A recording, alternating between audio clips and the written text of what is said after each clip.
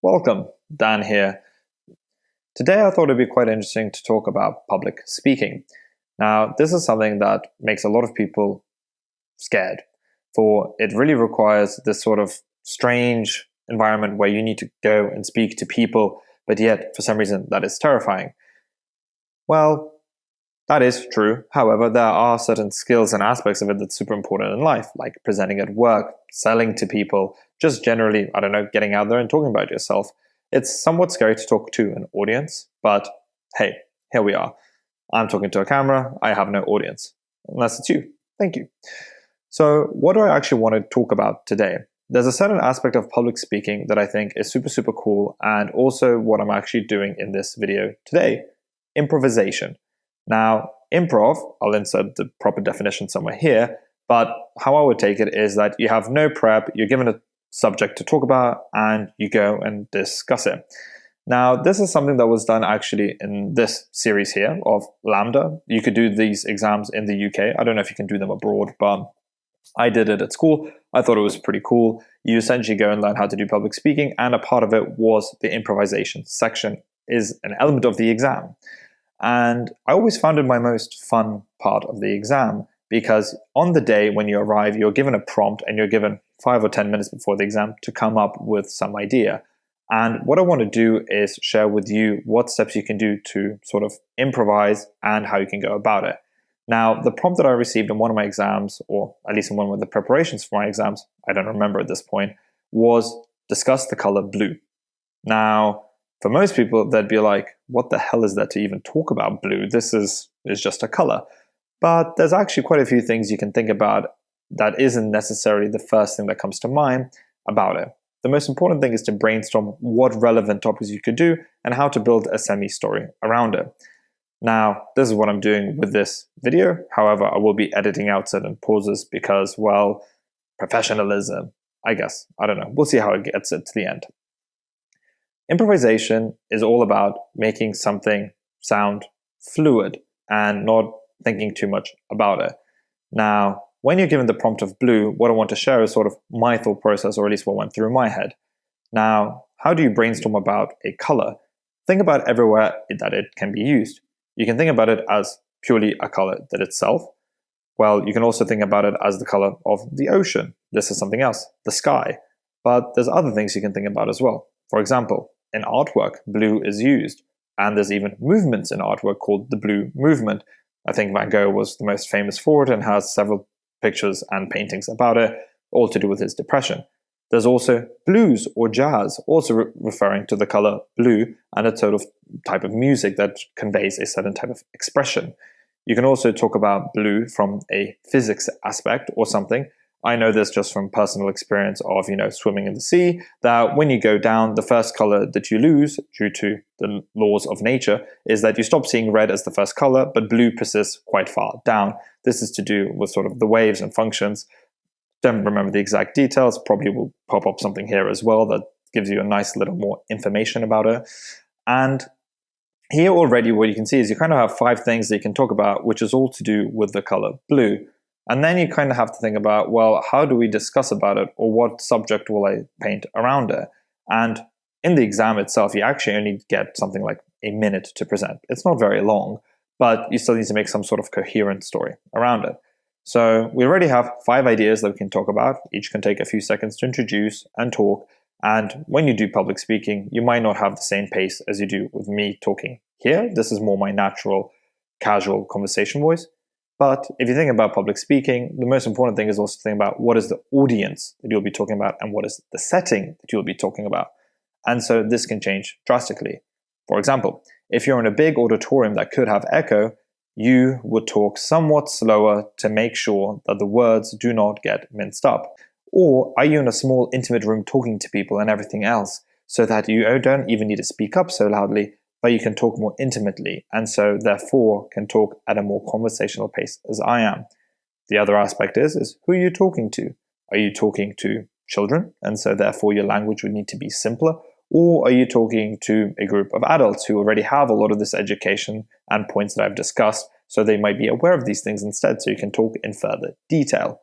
All important aspects, and as part of the improv aspect of the exam, I think you're allowed to kind of tell them who you think you are talking to, as this lets you set the tone, which in the case of when you need to improvise or come up with something on the spot, will be predetermined based on who's around you.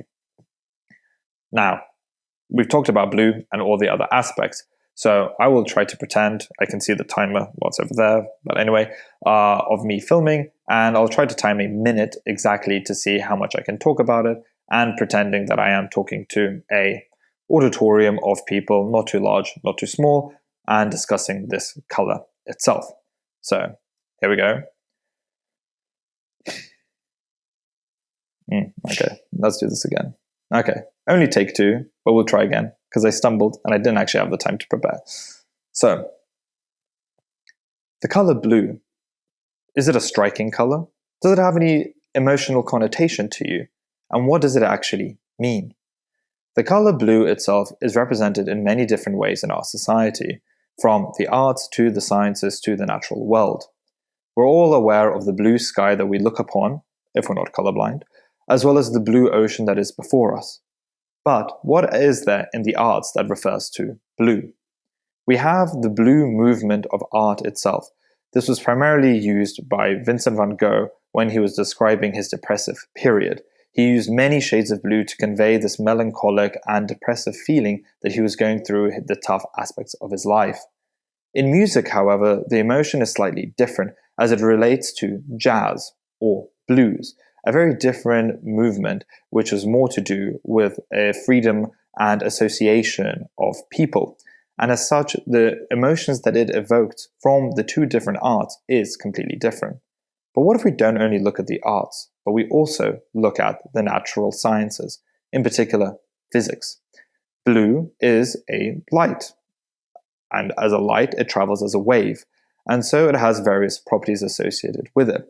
How you could see this in the natural world is if you go into the sea and you start to dive, and with just a breath, go as far down as you can. You will notice that first red will go, and then the other spectrums of the color, until only blue is left as the last one standing. This lets us know that blue acts in a different way to other light waves. I think this is quite fascinating. And so we have explored here how blue itself is used in various aspects in the natural, artistic, and scientific world, and this hopefully lets you know that when we discuss a color, there could be many different meanings behind it. Not a minute, but whatever, you get what I mean. You can talk a lot of things about it, and it's all about the case of just taking your time, giving yourself some time to think about, cover some major points, and try to tie it together.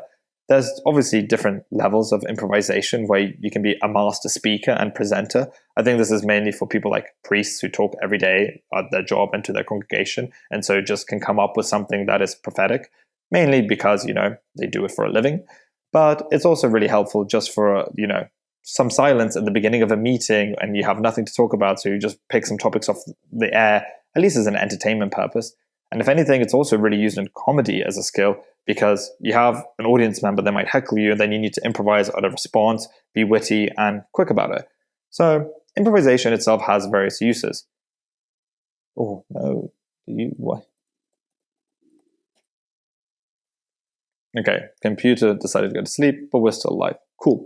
So yes, improvisation has many uses. My most favorite, I think, is really in wedding speeches or something like this, where I had my friend's mother get me to stand up at his brother's wedding and to give a speech.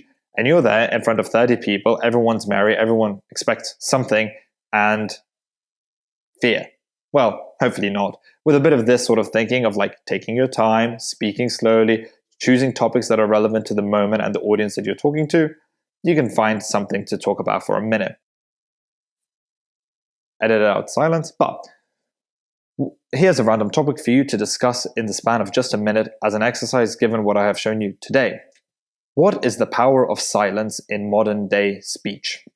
Now, silence itself has many different use cases and can be applied for various different means and effects.